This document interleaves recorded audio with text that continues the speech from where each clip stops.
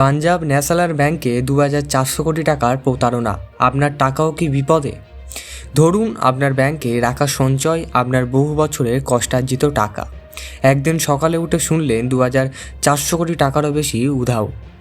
প্রশ্ন একটাই, এই টাকা গেল কোথায়? আপনার আমার মতন সাধারণ মানুষের টাকায় কি ঝুঁকিতে? ব্যাংক নিজেই এখন প্রতারণার কথা স্বীকার করে, তখন আমরা ভরসা রাখবো কাদের ওপরে? আজকের এই ভিডিওটা শেষ না দেখা পর্যন্ত এই প্রশ্নগুলোর উত্তর কিন্তু আপনি পুরো পাবেন না। কি ঘটেছে পাঞ্জাব ন্যাশনাল ব্যাংকে? চলুন একেবারে সহজে বুঝি, অবশ্য সম্পূর্ণ ভিডিওটি দেখুন। পাঞ্জাব ন্যাশনাল ব্যাংক, যেটা দেশের অন্যতম পুরানো ও বড় সরকারি ব্যাংক, সেখানেই সামনে এসেছে ২,৪০০ কোটি টাকারও বেশি ঋণ জালিয়াতির ঘটনা। ব্যাংক নিজেই এই তথ্য রিজার্ভ ব্যাংক অফ ইন্ডিয়াকে জানিয়েছে। দুটি কোম্পানির প্রমোটার এই বিপুল অঙ্কের প্রতারণা করছে বলে প্রাথমিক তদন্ত উঠে এসেছে। এখানে একটা জিনিস খুব গুরুত্বপূর্ণ, এটা কোনো গুজব নয়, এটা সোশ্যাল মিডিয়ার কথাও নয়। ব্যাংক নিজেই লিখিতভাবে আরবিআইকে জানিয়েছে এবং সেখানেই শুরু হয় আসল চিন্তা। ঋণ প্রতারণা মানে আসলে কি? অনেকেই ভাবেন এ তো বড় বড় লোকেদের ব্যাপার, আমার কি? এখানেই আমরা ভুল করি। সহজ ভাষায় বললে, কিছু কোম্পানি ব্যাংক থেকে বড় অঙ্কের লোন নেয়। কাগজ কলমে সব ঠিকঠাক দেখানো হয়, কিন্তু বাস্তবে ভুয়ো হিসেব বাড়িয়ে দেখানো সম্পত্তির দাম, একাধিক ব্যাংক থেকে একই জামানের ঋণ, তারপর একদিনে ঋণ শোধ বন্ধ।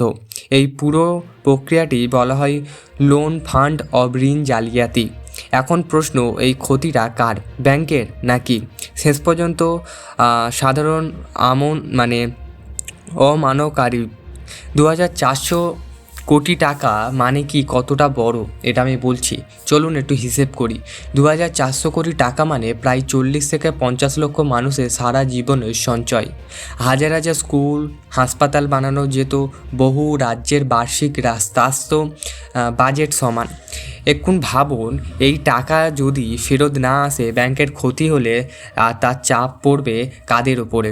ঠিক ধরেছেন, আপনার, আমার আর আমাদের বাড়ির সবার ওপরেই এই চাপটা ফেলবে ব্যাংক। ব্যাংক কীভাবে এত বড় প্রতারণা বুঝতে পারলো না? এই প্রশ্নটাই সব থেকে ভয়ের, কারণ ব্যাংক তো আউট আছে, ঝুঁকি ব্যবস্থাও আছে, বড় অফিসও আছে, কম্পিউটার সিস্টেমও আছে, তবুও কীভাবে এখানে আসে সেই শব্দটা? সিস্টেম ফলিওর। কখনো ইচ্ছাকৃত চোখ বুজে থাকা, কখনো আভ্যন্তরীণ গাফিলতি, কখনো অতিরিক্ত ভরসা, আবার কখনো ভিতরের লোকের সাহায্য। প্রমাণ দেখানো তদন্তাধীন, কিন্তু ইতিহাস বলছে বড় ব্যাংক জালিয়াতির পিছনে শুধুমাত্র বাইরের লোক থাকে না। এখন আপনি হয়তো ভাবছেন, আরে বাবা, এ তো শুধু এটিএমে রাখি, আমার তো এফডি আছে, কিন্তু কিছুই হবে না।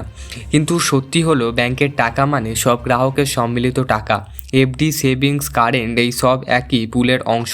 মানে আগুন লাগলে শুধু এক ঘরে নয়, পুরো বাড়িটাই ধোঁয়া ঢেকে যাবে। আরবিআইকে জানানোর মানে কি? এটা খুব গুরুত্বপূর্ণ অংশ। যখন কোনো ব্যাংক আরবিআইকে জানায় আমাদের এখানে বড় জালিয়াতি হয়েছে, তার মানে বিষয়টা গুরুতর। আরবিআই নজরদারি শুরু করবে, তদন্তকারী সংস্থা সক্রিয় হবে, ব্যাংকের উপর বাড়তি নিয়ন্ত্রণ আসবে। এটা ভালো খবরও হতে পারে, আবার ভয়েরও। কেন ভালো? কারণ বিষয়টা চাপা পড়ে না।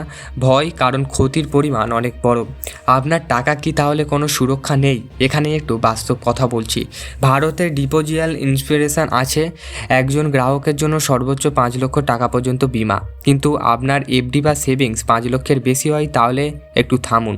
তখন পুরো টাকা নিরাপত্তা নির্ভর করে ব্যাংকের আর্থিক অবস্থার উপরে। এই কারণেই বড় ব্যাংক জালিয়াতির খবর এলেই মানুষ ভয় পায়। স্বাভাবিক, এইটাই প্রথম নয়। আপনিও ভাববেন এ তো একেবারের ঘটনা, তাহলে ভুল করবেন। ভারতের ব্যাংকিং ইতিহাসে বড় বড় জালিয়াতি, হাজার হাজার কোটি টাকা, পরিচিত নাম, পরিচিত মুখ সবই আছে, এবং প্রতিবারই প্রশ্ন উঠেছে, শিক্ষা নেওয়া হলো তো, নাকি আবার ইতিহাসের পুনরাবৃত্তি? এই প্রশ্নের উত্তর ভিডিওর একদম শেষে এসে মিলবে।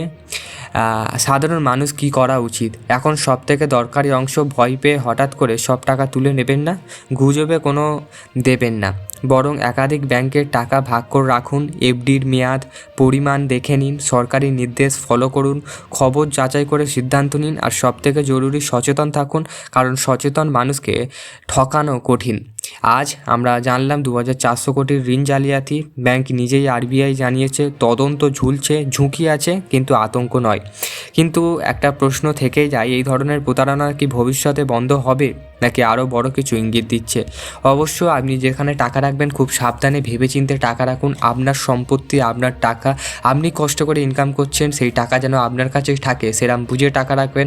অবশ্য ভালো জায়গায় মিউচুয়াল ফান্ড করুন, তাতে ইনভেস্ট করুন, ভালো ট্রেডিং করুন, শেয়ার মার্কেট করুন, কিন্তু কোনো ঝুঁকিতে আমাদের চ্যানেল দায়িত্ব নয়। সম্পূর্ণ নিউজ পারপাস, এডুকেশন পারপাস আমাদের এই খবরটি, চ্যানেলের কোনো দায়িত্ব নেই।